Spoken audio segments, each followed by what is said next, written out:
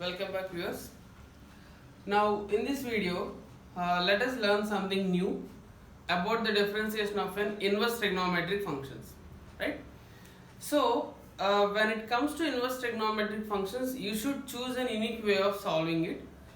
Why I am saying it as a unique way of solving is, instead of going for applying directly the differentiation on both the sides for the given function, please think in such a way that how to simplify the given inverse trigonometric function and then come for applying the differentiation part. So we already learned in our inverse trigonometric functions chapter that you can simplify the inverse trigonometric function by substituting the corresponding trigonometric functions. That is the basic logic. See, for example, if I give you a question like this, something like y is equal to say something like y is equal to say some cot inverse of 1 by root over x square minus 1. So if I ask you to find the value of dy by dx, right? So we know that cot inverse differentiation formula is 1 by minus 1 by 1 plus x square, and then you will take the inner derivative for this and you will get the answer.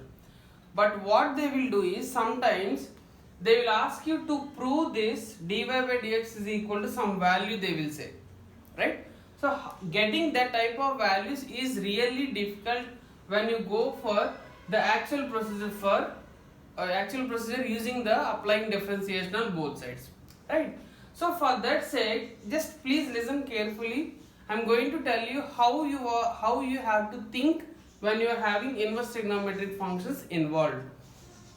Now see, always the first rule that you have to remember is try to cancel the inverse trigonometric function. Inverse trigonometric function. And we know that this, for example, if I have a cot inverse, inside this also should be a cot function, then only both will get cancelled out and you will left out that function alone, right? So that means this whatever 1 by root over x square minus 1 is there should be my cot function. That is the first point you have to notice. But if you just observe here, the required cot function is in the form of a reciprocal. So that means this root over x square minus 1 should be tan function. Correct? Why? Because 1 by tan theta only will give you cot theta, then only cot inverse of cot theta will come, cot inverse and the corresponding trigonometric function both will get cancelled to give you the answer. So that is giving you a hint that the denominator function should be a tan trigonometric function, and you have to choose the value of x in such a way that the root over x square minus 1 should result in tan theta, right?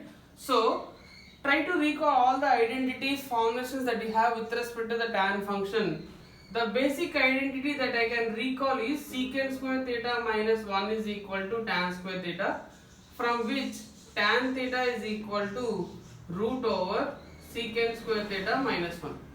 So that means x has to be replaced as a secant theta. See, this much thought process you should be able to do when you are solving an inverse trigonometric function. Let me just quickly recall the procedure once again. The first and foremost step that you have to see here is how to cancel out the given inverse trigonometric function. So one basic rule that you can remember is any inverse trigonometric function can get cancelled with only corresponding trigonometric function. So cot inverse will get cancelled with only cot function, right? So I have to observe the terms here in such a way that it is in the form of a reciprocal. So the cot function reciprocal is nothing but tan theta. That means my denominator function should be tan theta. So if this is tan theta, recall the formulations with respect to tan. That will give you information about what has to be replaced as an x here. You can just observe this tan theta is resembling this form, and here it is just satisfying these two, indicating that x has to be secant theta. Now let us simplify this. Y is equal to cot inverse of 1 by root over secant square theta minus 1. This is equal to cot inverse of 1 by tan theta. We know that this is cot inverse of cot theta. So inverse and corresponding trigonometric function both will get cancelled and you will get theta. So theta is equal to secant inverse x, because x is equal to secant theta, so theta is equal to secant inverse x. But our idea is not to find the value of y, instead we have to find out dy by dx. Now apply the differentiation for this function. See how simply you are getting.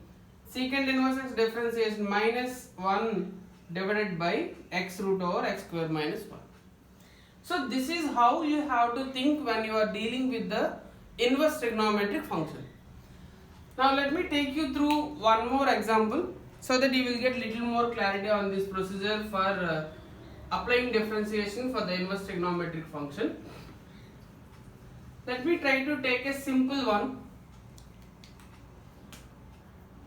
Y is equal to, if I say tan inverse of x divided by 1 by root over 1 minus x square.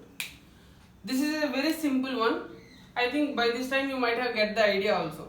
But let me tell you the way of thinking that you have to develop. See, this inside function should be a tan theta, that is for sure.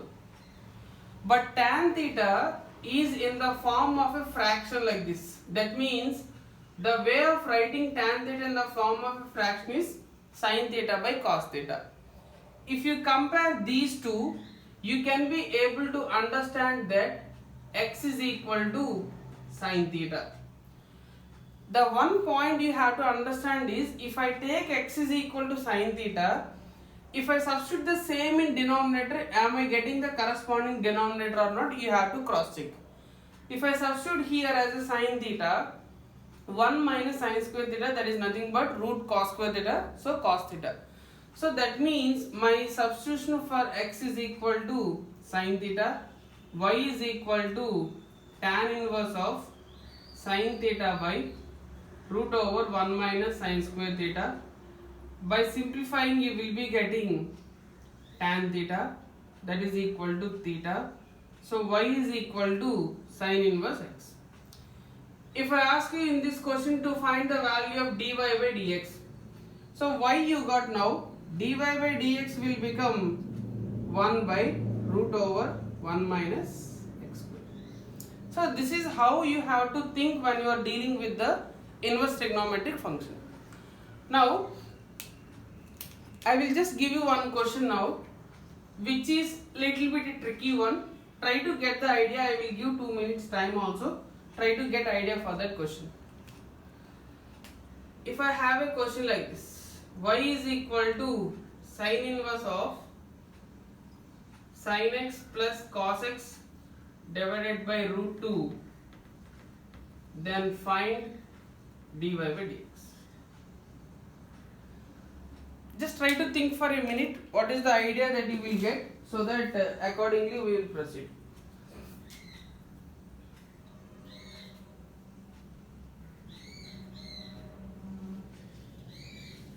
Got any idea? So it's a very simple thing here, but if you have to understand the logic first of all. If you see the function here, it is a sin inverse of sin x plus cos x by root 2. What is the first rule we discussed here? Any inverse trigonometric function can get cancelled with the corresponding trigonometric function. This is what we discussed.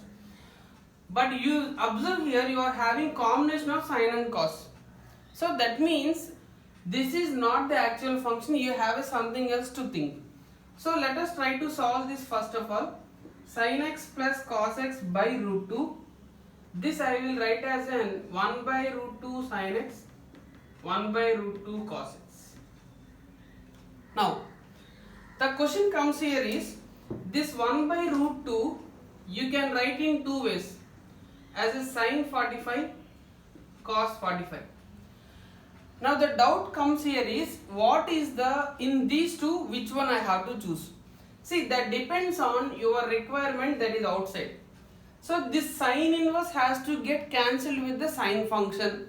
That means this entire inside function should be represented with the sine function, then only it will get cancelled.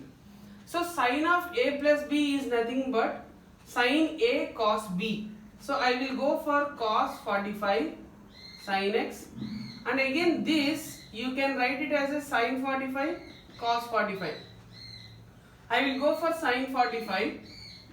Why? Because my logic here is, if you see the sine of a plus b or sine of a minus b, there you will have a sine and cos functions alternately. Whereas in case of a cos of a plus b and cos of a minus b, cos functions together, sine functions together will come. As my requirement is sine function here, I want to arrange the sine and cos in alternately. So this function will become sine of a plus b. So that means my y is equal to sine inverse of whatever sin x plus cos x by root 2 they had given to us is now changed to sine inverse of sine pi by 4 plus x, right? So now you can straight away cancel out the corresponding trigonometric functions. The sine inverse and sine will get cancelled. You will be getting pi by 4 plus x.